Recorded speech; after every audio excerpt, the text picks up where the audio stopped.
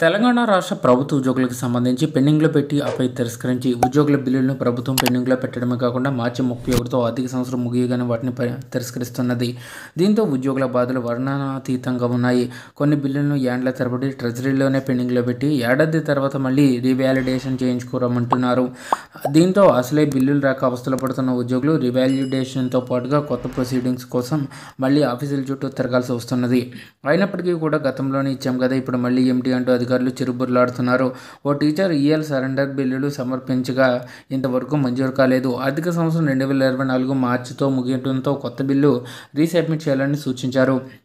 కొత్త బిల్లు సమర్పించిన తర్వాత కూడా పెండింగ్లోనే పెట్టారు. ప్రస్తుత ఆర్థిక సంవత్సరం వచ్చే నెలాఖరుతో ముగియనుంది. అప్పటిలోగా ఈ బిల్లు మంజూరు కాకపోతే దాని గడువు ముగిసినట్లే. మళ్ళీ ఆ బిల్లు కోసం మళ్ళీ దరఖాస్తు చేయాల్సి అయితే ఉంటుంది. దీంతో సర్కారు తప్పిదాలకు ఉద్యోగులను బలి చేయడం ఎంతవరకు సబబు అన్న ప్రశ్నలు ఉత్పన్నమవుతున్నాయి. అయితే ఉద్యోగుల ఆగ్రహం. పెండింగ్ బిల్లులు మంజూరు కాకపోవడంతో ఉద్యోగులు, ఉపాధ్యాయులు ఆగ్రహావేశాలు పెళ్లిబిక్కుతున్నాయి. పాత బిల్లుల గడువు ముగియడంతో మళ్ళీ కొత్తగా బిల్లులు సమర్పించాల్సి రావడం, కొన్ని శాఖల్లో రీవాలిడేషన్ చేయించాలనడం చిన్న ఉద్యోగులకు తీవ్రంగా ఇబ్బందికరంగా మారింది. మళ్ళీ కార్యాలయాల చుట్టూ తిరగాల్సి రావడంతో ఉద్యోగ సంఘాల నేతలపై ఆగ్రహం వ్యక్తం చేస్తున్నారు. మార్చి 12 తర్వాత పోరుబాటు పట్టేందుకు ఉద్యోగ సంఘాలు చేసి సిద్ధమవుతున్నది.